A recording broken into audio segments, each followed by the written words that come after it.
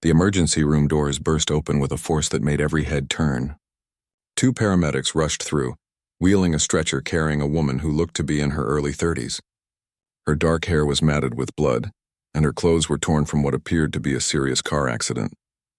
The fluorescent lights overhead cast harsh shadows across her pale face as she lay unconscious, breathing shallow and labored. Dr. Marcus Thompson, the lead SEAL medic who had transitioned to civilian medicine after 12 years of military service, looked up from the patient chart he was reviewing. His trained eyes immediately assessed the situation as the paramedics approached the trauma bay. The woman's vitals were stable but concerning, and there was something about her posture even in unconsciousness that caught his attention. "What do we have?" Marcus asked, his voice calm and authoritative as he moved alongside the stretcher. His hands were already reaching for his stethoscope, muscle memory from countless emergency situations kicking in automatically. "Single vehicle accident on Highway 49, one paramedic reported breathlessly. Car hit a tree at approximately 40 miles per hour. Driver was wearing a seatbelt, but the impact was severe. She's been in and out of consciousness during transport. No identification found at the scene." The woman's eyes fluttered open briefly as they transferred her to the hospital bed. Marcus noticed immediately that despite her obvious pain and disorientation, there was something different about her gaze. It wasn't the panicked, unfocused look he typically saw in accident victims. Instead, there was a sharp awareness there, even through the haze of injury and medication. "Can you tell me your name?" Marcus asked gently, leaning over her as nurses began attaching monitoring equipment. The steady beep of machines filled the small trauma room, creating a familiar rhythm that had become the soundtrack of his professional life. The woman's lips moved slightly, but no sound came out. She winced as one of the nurses adjusted her position, and Marcus noticed something that made him pause: the way she controlled her reaction to pain, the subtle tension in her muscles, the controlled breathing pattern she maintained even while injured. These weren't typical responses from civilian accident victims. As the nursing staff worked around them, cutting away her damaged clothing to assess injuries, Marcus began his examination. She had suffered a concussion, several bruised ribs, and what appeared to be a dislocated shoulder. Nothing life-threatening, but certainly painful and requiring immediate attention. "I need to examine your shoulder," Marcus explained, even though he wasn't sure if she could hear him clearly. This might be uncomfortable. As his hands moved to assess the injury, he felt the woman tense beneath his touch. But it wasn't the typical tensing of someone anticipating pain. It was something else entirely, a reflexive response that spoke of training, of experience with physical trauma that went beyond civilian life. The shoulder dislocation was clean, the kind that could be reset with proper technique. As Marcus prepared to manipulate the joint back into place, he noticed small scars along her arms and hands. They weren't from the accident. These were older, healed marks that told stories of previous injuries. Some looked like they might have come from knives or shrapnel, others from burns or rope abrasion. "This is going to hurt for just a moment," Marcus warned, positioning himself to reset the shoulder. In his years as a military medic, he had performed this procedure countless times on fellow SEALs who had suffered similar injuries during training or combat operations. As he applied pressure and twisted her arm into the correct position, the woman's eyes snapped open, fully alert now. The joint popped back into place with an audible sound, and Marcus expected to hear a cry of pain, maybe some cursing. Instead, the woman bit down hard on her lower lip and remained completely silent. Her breathing became more controlled, almost rhythmic, as if she was using some kind of pain management technique he recognized but couldn't quite place. "That's better," Marcus said, gently testing the range of motion in her shoulder. "How does that feel?" The woman nodded slightly, her dark eyes meeting his for the first time with full clarity. There was something in her gaze that made Marcus feel like she was evaluating him, assessing his competence and trustworthiness in a way that reminded him of how soldiers looked at new medics in the field. "Thank you," she whispered, her voice hoarse but steady. Two simple words, but the way she said them carried weight. There was gratitude there, but also a kind of professional recognition that Marcus found puzzling. As the immediate medical crisis passed and the woman's condition stabilized, Marcus found himself returning to check on her more frequently than he normally would. There was something about her that nagged at him, something familiar that he couldn't quite identify. The way she lay in the hospital bed, always alert despite her injuries. The way her eyes tracked movement in the room, constantly assessing her environment. The controlled way she dealt with pain that would have most civilians calling for more medication. During one of his visits, Marcus noticed that she had managed to position herself in the bed so that she had a clear view of both the door and the window. It was a small thing, probably unconscious on her part, but it was exactly the kind of tactical positioning he had been trained to maintain in unfamiliar environments. "How are you feeling?" he asked, pulling up a chair beside her bed. The woman looked at him with those same evaluating eyes, and he got the distinct impression that she was deciding how much to reveal about her condition. "Better," she replied simply. "The shoulder feels much better." "You knew exactly what you were doing." There was something in the way she said it, a recognition in her voice that made Marcus wonder if she had some medical training herself, or perhaps experience with field injuries that had taught her to appreciate competent medical care when she received it. "I've had practice," Marcus said carefully, watching her reaction. "Dislocated shoulders are pretty common in my line of work." The woman's eyes sharpened slightly, and Marcus caught the brief flicker of interest that crossed her face before she controlled her expression. It was the kind of micro-expression that most people would miss, but his training had taught him to read faces, to catch the small tells that revealed more than words ever could. The mystery of this quiet, controlled patient was just beginning to unfold, and Marcus found himself more intrigued than he had been by anything in months. 3 days had passed since the accident, and the woman still hadn't provided her name to the hospital staff. The nurses had taken to calling her Jane, though Marcus suspected that wasn't anywhere close to her real identity. She remained polite but distant, answering medical questions with precision while revealing nothing personal about herself. Marcus had been observing her behavior during his rounds, and each interaction added another piece to a puzzle he was becoming increasingly determined to solve.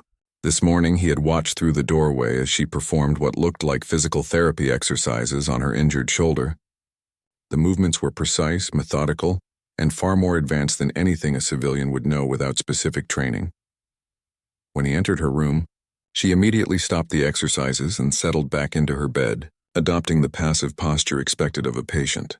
But Marcus had seen enough to know that her recovery was progressing much faster than normal, and she was actively working to accelerate it in ways that suggested significant knowledge of human anatomy and injury rehabilitation. "Those looked like military PT exercises," Marcus said casually, pulling up his usual chair. He had decided to take a more direct approach, hoping to get some kind of reaction that would confirm or deny his growing suspicions. The woman's expression remained neutral, but Marcus caught the slight pause before she responded. "I try to stay in shape," she said simply. "Even injured people need to move to heal properly." It was a non-answer that revealed more than she probably intended. The phrasing was precise, clinical, and spoke of someone who understood the medical principles behind physical rehabilitation. Most accident victims were focused on resting and letting their bodies heal passively. This woman was actively managing her recovery like someone trained in combat medicine. "Where did you learn about injury recovery?" Marcus pressed gently. Most people don't know that movement can actually speed healing when done correctly. For a moment, the woman's careful mask slipped slightly. Marcus saw a flicker of something, pride perhaps, or recognition of his own expertise. "You pick things up," she said finally. "Life teaches you to adapt." That phrase stopped Marcus cold. "Life teaches you to adapt" was practically a military motto, something drilled into soldiers who needed to survive in challenging environments. It wasn't the kind of thing civilians said casually, and the way she delivered it suggested years of experience applying that principle in dangerous situations. Over the next few hours, Marcus found excuses to check on her more frequently. During each visit, he noticed new details that reinforced his growing conviction that this quiet patient had a military background. The way she ate her meals quickly and efficiently, as if she was used to having limited time for food. The way she slept in light doses rather than deep sleep, always seeming alert even when resting. The way she positioned her water glass and personal items within easy reach, creating a small zone of control around her bed. Most telling was her interaction with the overnight security guard, a former Army sergeant named Rodriguez, who often chatted with patients during his rounds. Marcus happened to be in the hallway when Rodriguez stopped by her room, and he listened carefully to their brief conversation. "How are you feeling tonight, miss?" Rodriguez asked in his friendly way. "Better, thank you," she replied. Then after a slight pause she added, Thank you for your service. It was a simple statement, but Rodriguez's reaction was immediate and telling. He straightened slightly, his demeanor shifting to something more respectful, almost deferential. How did you know I was military? He asked, curiosity evident in his voice. Just a guess, the woman replied, but Marcus heard something in her tone that suggested it hadn't been a guess at all. She had recognized something in Rodriguez that civilians typically wouldn't notice. Probably the same subtle bearing and awareness that Marcus had been picking up on in her own behavior. After Rodriguez left, Marcus slipped into her room quietly. The woman was staring out the window at the parking lot, but he could tell she was aware of his presence before he even spoke. You recognized him as former military pretty quickly, Marcus observed, settling into his chair.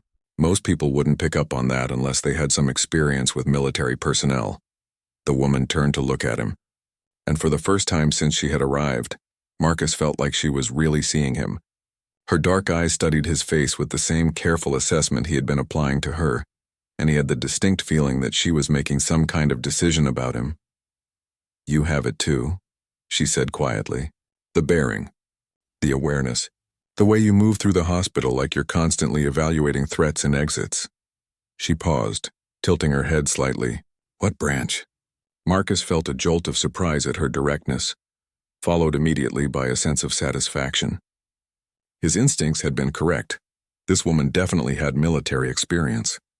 Navy, he replied. Special operations. 12 years as a SEAL medic before I transitioned to civilian medicine. Something shifted in the woman's expression, a subtle relaxation that suggested she had found something trustworthy in his admission. That explains the competence, she said. You reset my shoulder like someone who had done it 100 times in less than ideal conditions. Probably closer to 200 times, Marcus admitted. And you handled it like someone who had experienced field medicine before.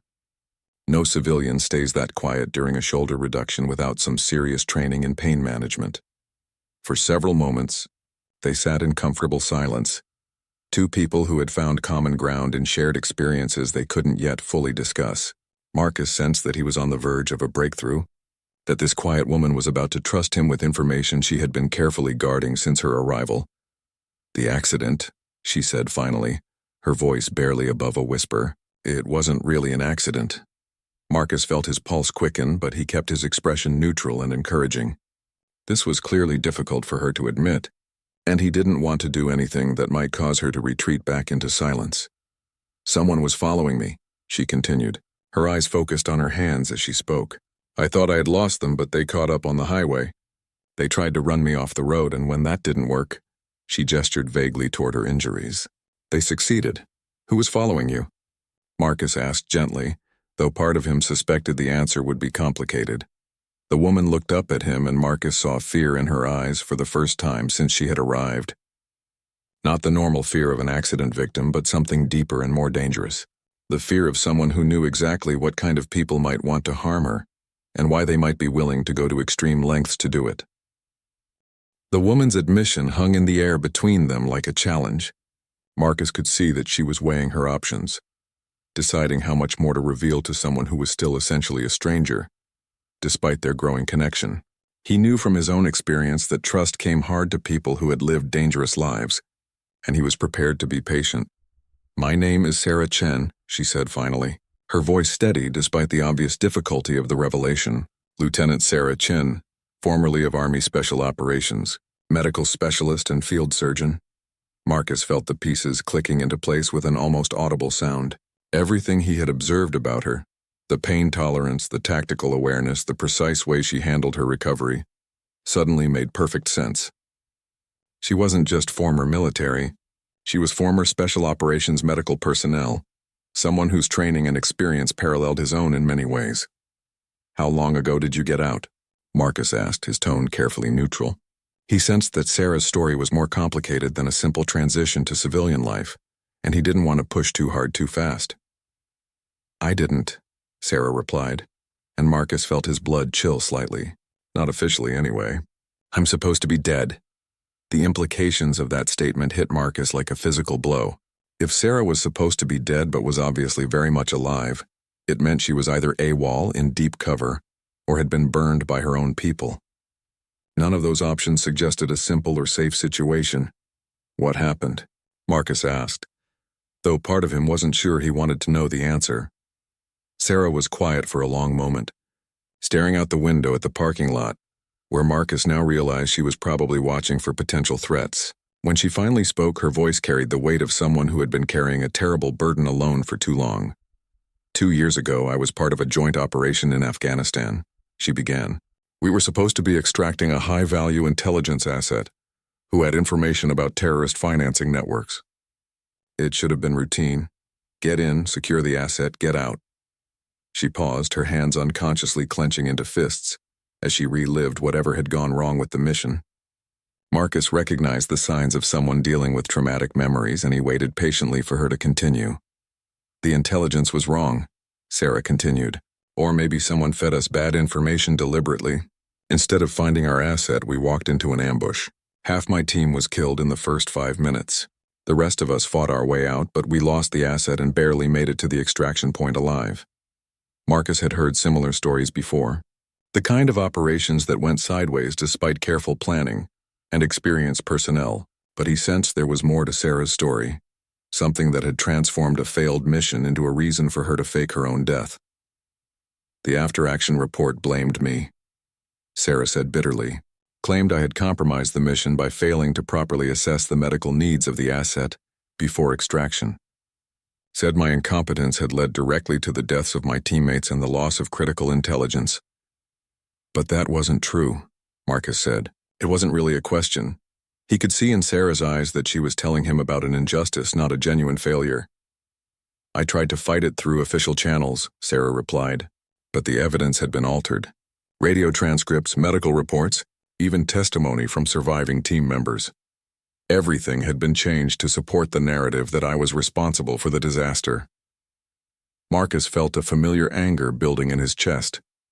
He had seen good soldiers railroaded by politics and bureaucracy before, though never to the extent that Sarah was describing. Someone needed a scapegoat, he said grimly. More than that, Sarah replied. I think someone needed me specifically to be discredited and removed from service. I had been asking questions about some of the operations we were running, noticed patterns in our intelligence that didn't make sense. I was starting to suspect that someone in our command structure was feeding information to the enemy. The picture Sarah was painting was becoming clearer and more dangerous. If she had been close to exposing a traitor or corruption in Special Operations Command, eliminating her would have been a priority for whoever was involved. Faking her death would have been simpler than court-martialing her, especially if they could make it look like she had died heroically in the line of duty. So you decided to actually disappear, Marcus said. Sarah nodded. I staged my own death during a training exercise 6 months later. Made it look like I had drowned during a night operation. My body was never recovered, which wasn't unusual given the conditions. As far as the Army knows, Lieutenant Sarah Chen died serving her country. But you've been investigating on your own, Marcus guessed, trying to find proof of whatever corruption you suspected. For the past 1.5 years, Sarah confirmed. I've been living off the grid, using contacts and skills from my military service to gather evidence. I was finally getting close to something solid when they found me. Marcus understood now why someone had tried to run Sarah off the road. If she was close to exposing corruption in special operations, the people involved would be desperate to stop her. They had already destroyed her career and faked her death once. Actually killing her wouldn't be a significant escalation for them. What kind of evidence? Marcus asked, though he suspected the answer would put him in danger just by knowing it. Sarah hesitated, and Marcus could see her debating whether to trust him with information that had already made her a target. Finally, she reached into the small bag of personal items the hospital had given her and pulled out what looked like an ordinary USB drive. Financial records, she said quietly, bank transfers, shell company formations, equipment purchases that never made it to their intended destinations. Enough to prove that someone in Special Operations Command has been selling weapons and intelligence to terrorist organizations for at least 3 years. Marcus stared at the USB drive, understanding immediately that he was looking at something that could either clear Sarah's name or get them both killed. The scope of the corruption she was describing would involve multiple people in positions of significant authority, People with the resources and motivation to eliminate anyone who threatened their operation. Who else knows about this? Marcus asked. Just me, Sarah replied. And now you? I've been too paranoid to trust anyone else with the information.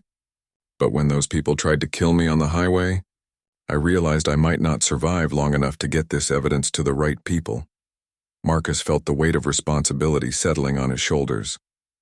Sarah had just entrusted him with information that could save lives and expose dangerous criminals, but it also made him a target for people who had already proven they were willing to kill to protect their secrets.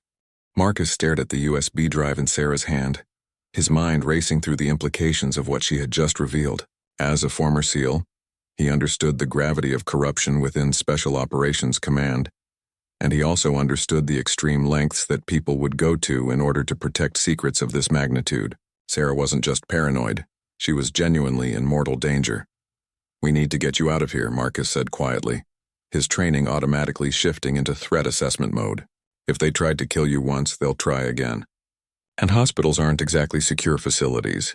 Sarah nodded grimly. I've been thinking the same thing. Every time someone new comes into this room, I wonder if they're here to finish what those people started on the highway. But I can't just walk out of here without raising suspicions. Marcus was already formulating a plan. His years of experience in covert operations had taught him to think several steps ahead, to consider multiple scenarios and prepare for the worst possible outcomes. Sarah was right that simply leaving the hospital would raise red flags, but staying put was even more dangerous. How long before you're medically cleared for discharge? Marcus asked. Tomorrow, maybe the day after, Sarah replied. The concussion symptoms are almost gone and my shoulder is healing faster than expected. But they want to keep me for observation because I still haven't provided proper identification or emergency contacts. That gave them a narrow window to work with. Marcus knew that if Sarah's pursuers were professionals, which they almost certainly were given their connection to special operations, they would have people watching the hospital by now. They might be waiting for her to be discharged normally, or they might be planning to make their move while she was still a patient. I have an idea, Marcus said, lowering his voice even further. But it's going to require you to trust me completely, and it's going to put both of us at considerable risk. Sarah met his eyes with the steady gaze of someone who had faced life or death decisions before. I'm already at considerable risk, she pointed out. And I've been alone with this for too long. What do you have in mind? Marcus glanced toward the door, ensuring they wouldn't be overheard, then leaned closer to Sarah's bed. I have contacts from my SEAL days who work in private security now. People I trust with my life, who have experience with exactly this kind of situation, but getting in touch with them without alerting whoever is watching you will require some creative thinking. What kind of creative thinking? Sarah asked, though Marcus could see that she was already preparing herself mentally for whatever he was about to propose. We need to make it look like you've taken a turn for the worse, Marcus explained. A medical emergency that requires immediate transport to a specialist facility. Something that would justify moving you quickly and with minimal advance notice to anyone who might be monitoring the situation. Sarah considered this for a moment. That could work, she said slowly. But it would have to be convincing enough to fool the hospital staff as well as any outside observers. And it would have to be something that wouldn't actually harm me or require real emergency treatment. Marcus had already thought of that. Allergic reaction, he said. Severe but not life-threatening if treated quickly. I can administer a mild allergen that will cause visible symptoms without real danger, then insist on immediate transport to a facility that specializes in allergic reactions. My contacts can arrange to intercept the transport. It was a risky plan, but Sarah seemed to understand that they were already far beyond safe options. When? She asked simply. Tonight, Marcus replied. Late shift, fewer people around to ask questions. I'll need a few hours to set everything up and get my people in position. For the first time since he had met her, Sarah smiled slightly. It was a grim smile, but it carried a hint of the confidence and determination that had probably made her an effective special operations medic. You know this is probably going to end your civilian medical career if something goes wrong, she pointed out. Marcus had already considered that possibility. Some things are more important than careers, he said. Besides, I didn't leave the military to abandon the people who served alongside me. You're one of us, and that means something. The sense of brotherhood and shared responsibility that had sustained Marcus through years of dangerous missions was reasserting itself now. Sarah might not have been a SEAL, but she was special operations medical personnel who had been betrayed by her own command structure. That made her his responsibility as much as any teammate he had served with directly. "There's something else you need to know," Sarah said quietly. "The people who are after me, they're not just trying to silence me.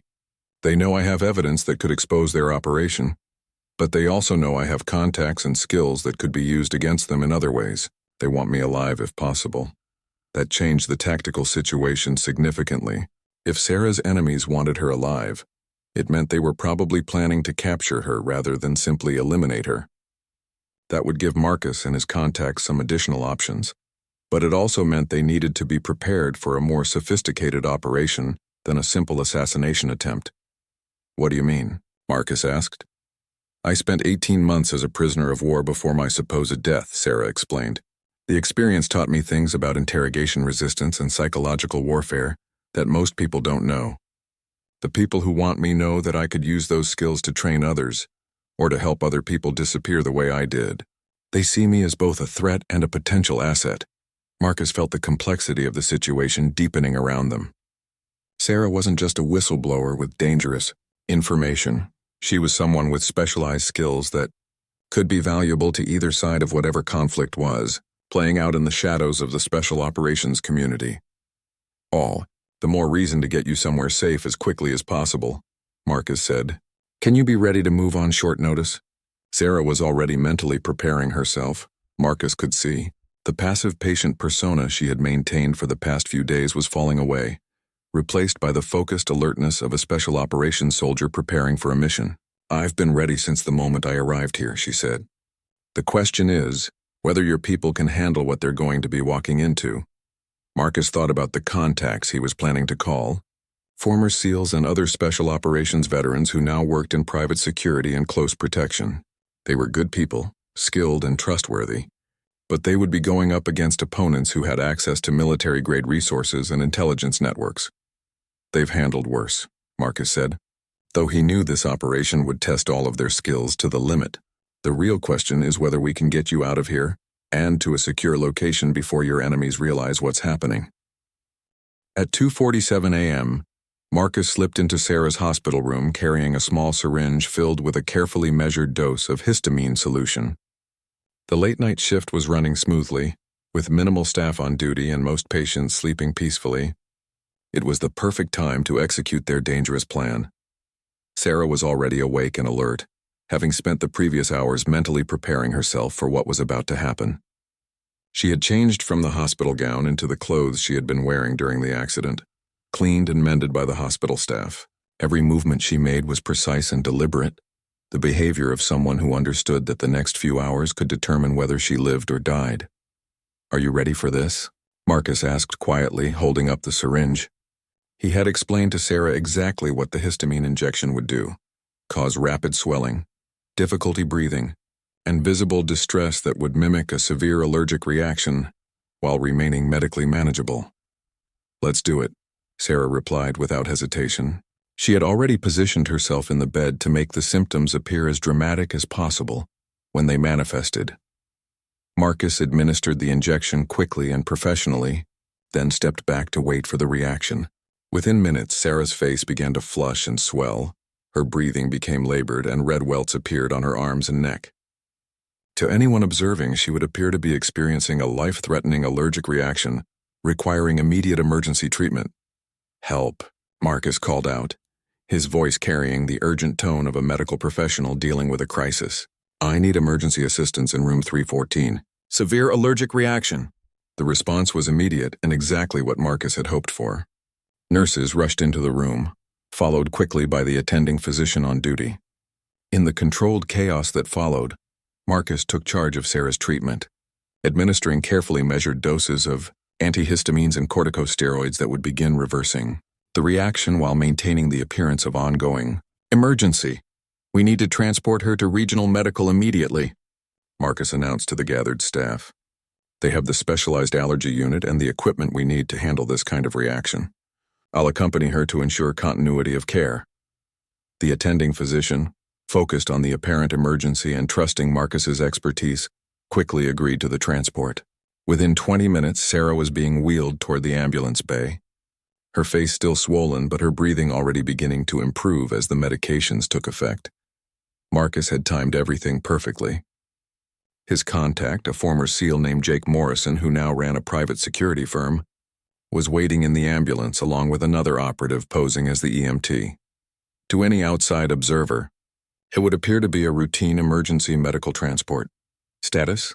Jake asked quietly as they loaded Sarah into the ambulance, his trained eyes automatically scanning the parking lot for potential threats. "Clean so far," Marcus replied. "But that probably won't last long. We need to be off hospital grounds before anyone realizes this isn't a legitimate medical emergency."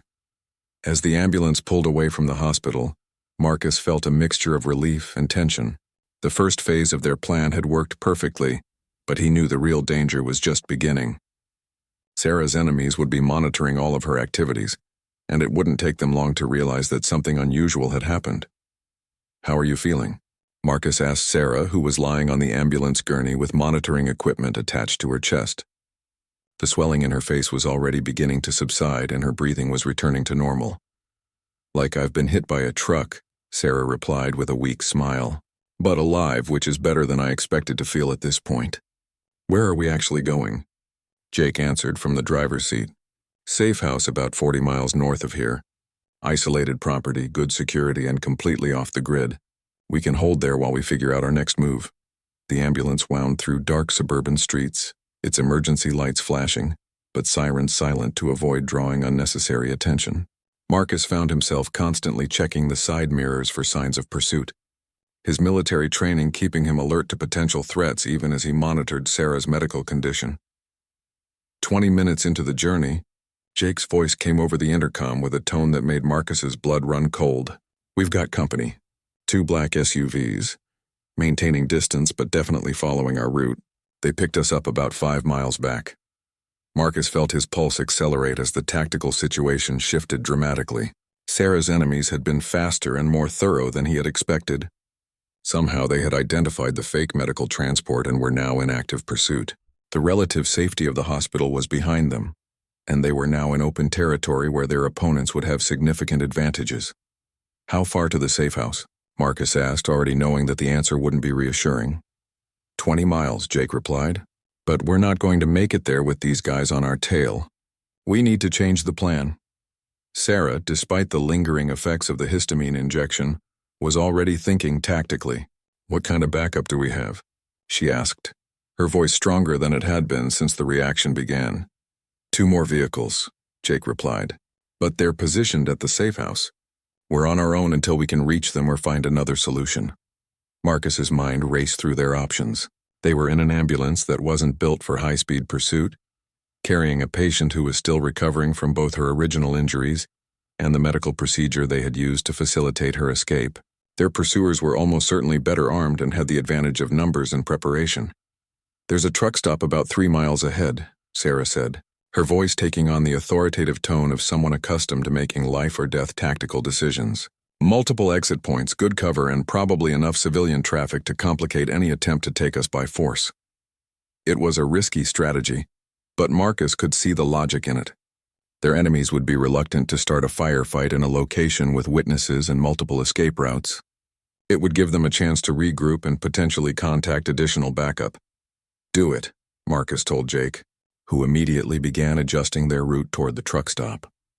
As the ambulance changed course, the pursuing SUVs closed the distance slightly, confirming that Sarah's escape had definitely been detected. Marcus checked his weapons, a service pistol he had been carrying since deciding to help Sarah, along with additional ammunition and a tactical knife. It wasn't much firepower for what they were likely to face, but it was better than nothing. "Whatever happens next," Sarah said quietly, meeting Marcus's eyes with the steady gaze of a fellow warrior. "Thank you for believing me, for risking everything to help someone you barely know." Marcus squeezed her hand briefly, feeling the calluses and old scars that told the story of her military service. "We don't leave people behind," he said simply. "That's not who we are." The truck stop appeared ahead of them, brightly lit and busy despite the early morning hour. Jake guided the ambulance into the parking area, positioning it near the main building where they would have multiple escape routes and the protection of civilian witnesses. The pursuing SUVs had slowed their approach, obviously unwilling to make their move in such a public location. But Marcus knew this was only a temporary reprieve. Their enemies were professional and patient, and they would find a way to complete their mission regardless of the obstacles. The real test of their escape plan was just beginning. The truck stop's fluorescent lights cast harsh shadows across the parking lot as Marcus helped Sarah out of the ambulance. Her legs were still unsteady from the histamine reaction, but her eyes were sharp and alert, constantly scanning their surroundings for threats. The two black SUVs had parked at the far end of the lot, their occupants remaining inside but clearly maintaining surveillance. Jake positioned himself between Sarah and the SUVs, his hand resting casually near his concealed weapon. "We've got about 6 hostiles," he reported quietly. "Military bearing, professional equipment. These aren't amateurs." Marcus guided Sarah toward the truck stop's main building, knowing that their best chance of survival lay in reaching an area with witnesses and multiple exit points. The building was busy with late-night travelers, truck drivers, and shift workers grabbing coffee and supplies. The normal sounds of conversation and commerce provided cover for their movement. But Marcus knew their enemies were watching every step. "There's a back exit through the kitchen," Sarah whispered, her training allowing her to assess the building's layout, even while appearing to be just another injured person seeking help. But they'll have people positioned there too by now. As they entered the building, Marcus caught sight of movement in his peripheral vision. 2 men in dark clothing had exited one of the SUVs and were approaching the main entrance with the casual confidence of people who had done this kind of operation many times before. They looked like contractors or former military personnel, the kind of people who could blend into any environment while carrying enough firepower to handle serious resistance. "Marcus Thompson," one of the men called out as they entered the building. His voice was calm and professional, carrying the tone of someone delivering a routine message rather than a threat. "We need to talk." Every instinct Marcus had developed during his years as a SEAL told him to keep moving, to get Sarah to cover and prepare for a fight. But the man's use of his full name indicated that their enemies knew exactly who they were dealing with. Running would only delay the inevitable confrontation. "About what?" Marcus replied, positioning himself so that Sarah was partially shielded behind him, while still maintaining a clear view of both men. "About Ms. Chen," the man replied, his eyes shifting briefly to Sarah before returning to Marcus. "And about the misunderstanding that has led to this unfortunate situation." Sarah stepped forward slightly, her jaw set with determination. "There's no misunderstanding," she said firmly. "I know exactly what you people have been doing, and I have proof." The second man smiled slightly, but there was no warmth in the expression. "That's what we need to discuss," he said. "The information you think you have is incomplete. There are larger considerations at play here. National security interests that go beyond what you've uncovered." Marcus recognized the tactic immediately. These men were trying to convince Sarah that her evidence was part of some larger, justified operation.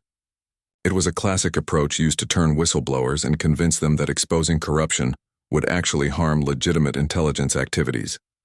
"Nice try," Sarah replied, "but selling weapons to terrorist organizations isn't a national security operation. It's treason." The first man's expression hardened slightly. "Ms. Chen, you're obviously an intelligent woman with impressive military credentials, but you're seeing only a small piece of a very complex puzzle. The people you think are criminals are actually patriots working to protect American interests in ways that can't be officially acknowledged."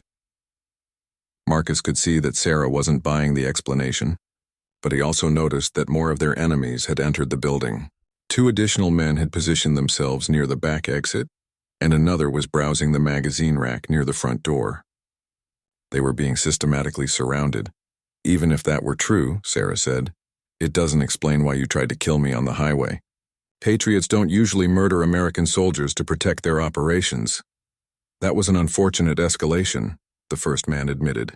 "Local contractors who exceeded their authority. We're here to ensure that doesn't happen again." The conversation was buying them time, but Marcus could see that their tactical situation was deteriorating rapidly.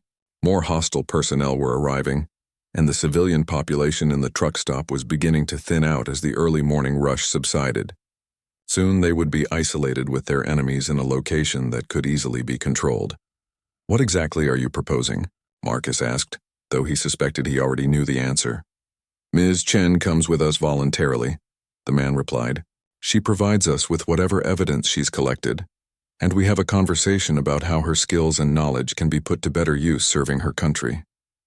No one gets hurt, and everyone walks away from this situation with their integrity intact. It was a polite way of describing kidnapping and forced recruitment, Marcus realized. Sarah's enemies wanted her alive not just to silence her, but to use her medical skills and special operations experience for their own purposes. The corruption she had uncovered was apparently part of a larger criminal organization that saw value in recruiting talented personnel through coercion. And if I refuse? Sarah asked, though her tone suggested she already knew that refusal wasn't really an option. Then we continue this conversation in a less public setting, the man replied.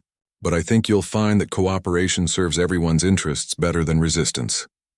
Marcus felt the familiar surge of adrenaline that preceded combat. The negotiation phase was ending, and these men were preparing to take Sarah by force regardless of her decision. He caught Jake's eye across the room and saw that his former teammate was reaching the same conclusion. Sarah, Marcus said quietly, when I give the signal, head for the kitchen. Jake will cover your movement. But before he could act, Sarah made a decision that surprised everyone in the room. She reached into her jacket and pulled out the USB drive containing her evidence, holding it up where everyone could see it. You want this? She asked, her voice carrying across the now quiet truck stop. Come and take it. Then she threw the drive as hard as she could toward the far end of the building, sending it skittering across the floor and under a bank of vending machines. The reaction was immediate and exactly what Sarah had hoped for. Several of their enemies automatically moved toward the drive, breaking their careful positioning and creating the chaos she and Marcus needed to make their move. Marcus grabbed Sarah's hand and pulled her toward the kitchen as Jake drew his weapon and began laying down covering fire. The truck stop erupted into pandemonium as civilians screamed and dove for cover, while the hostile operatives tried to maintain control of the situation, while also securing the evidence that had just been scattered across the floor. This way, Sarah shouted, leading Marcus through the kitchen toward the back exit she had identified earlier. Her military training was fully engaged now, her movements precise and purposeful despite her recent injuries. They burst through the back door into the early morning darkness, where Marcus could see that Jake's backup team had finally arrived. Two vehicles were racing toward the truck stop with their headlights dark, closing in on the hostile SUVs from different angles. The real fight was just beginning, but for the first time since this had started, Marcus felt like they might actually have a chance to survive.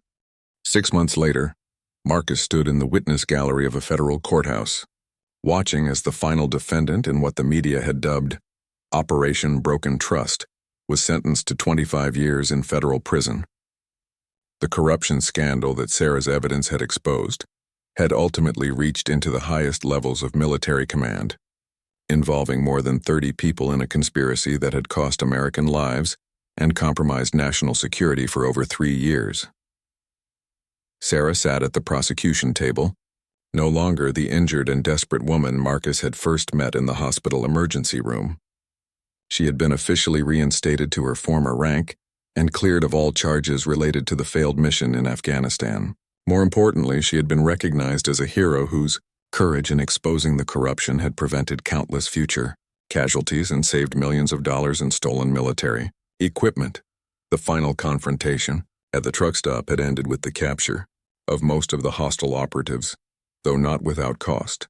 Jake had been wounded in the firefight, and one of the backup team members had been killed, but Sarah's evidence, combined with additional information seized from their attackers, had provided federal investigators with everything they needed to unravel the entire criminal network. The man who had tried to convince Sarah to cooperate at the truck stop was Colonel Richard Brennan, a decorated special operations officer who had been using his position to facilitate arms sales to terrorist organizations in exchange for millions of dollars in payments to offshore accounts. His network had included personnel from multiple branches of the military, private contractors, and even some civilian Defense Department officials. The evidence shows that Colonel Brennan and his co-conspirators betrayed the trust placed in them by the American people, the federal judge said as he delivered the final sentence. Their actions resulted in the deaths of American service members and placed countless lives at risk for personal profit. The court finds that the maximum sentence is not only appropriate, but necessary to reflect the gravity of these crimes. As the courtroom began to empty, Marcus made his way down to where Sarah was gathering her papers. She looked up as he approached, and the smile she gave him was genuine and peaceful, in a way that had been impossible during those desperate days when she was fighting for her life and her reputation. "How does it feel?" Marcus asked, gesturing toward the courtroom where justice had finally been served. "Like I can finally breathe again," Sarah replied. "For 2 years I've been carrying the weight of knowing that people were dying because of what these criminals were doing, and not being able to prove it to anyone who mattered. Now it's finally over."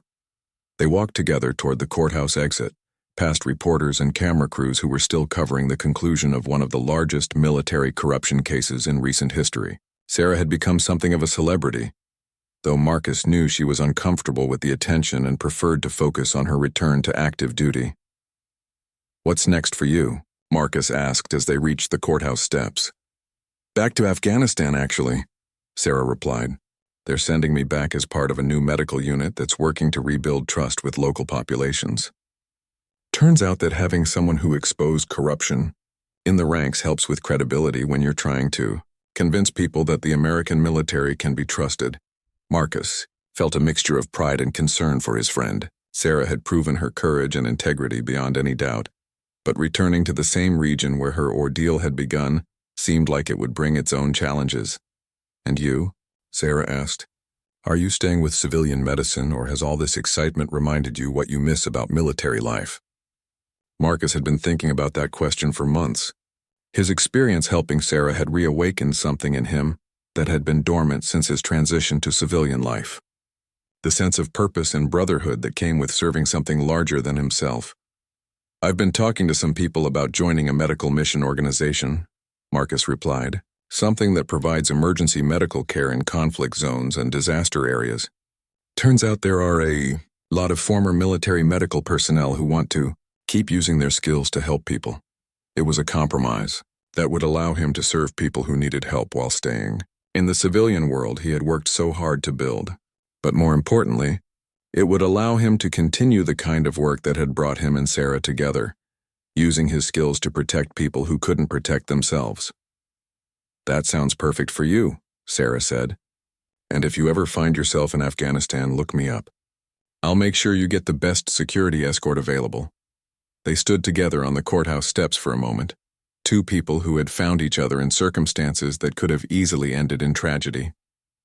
The bond they had formed during those dangerous days had deepened into a friendship based on mutual respect and shared values that Marcus knew would last for the rest of their lives. "You know," Sarah said thoughtfully, "when I threw that USB drive across the truck stop, I wasn't actually sure we were going to survive the next 5 minutes. But I figured that if we didn't make it, at least someone would eventually find the evidence and continue the investigation." "But you made sure we survived anyway," Marcus pointed out. "That move created exactly the chaos we needed to get out of there alive." Sarah smiled. "I learned a long time ago that hope is a choice, not a feeling. Even when the situation looks impossible, you can choose to act like there's still a chance for things to work out. Most of the time, that choice makes all the difference." It was a philosophy that Marcus had seen demonstrated in Sarah's actions from the moment he first met her in the emergency room.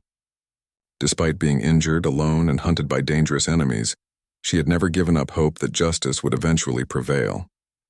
That determination had ultimately saved both of their lives and brought down a criminal conspiracy that had been operating with impunity for years. As they parted ways outside the courthouse, Marcus reflected on how much his life had changed since that night when a mysterious patient had arrived in his emergency room.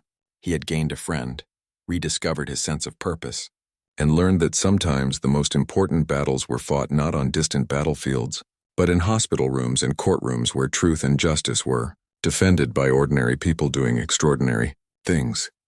Sarah Chen had taught him that being a warrior wasn't about the uniform you wore or the weapon you carried.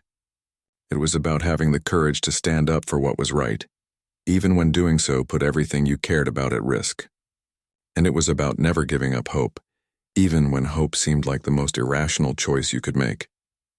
Walking away from the courthouse into the afternoon sunshine, Marcus knew that his life would never be the same, and he was grateful for every moment of it.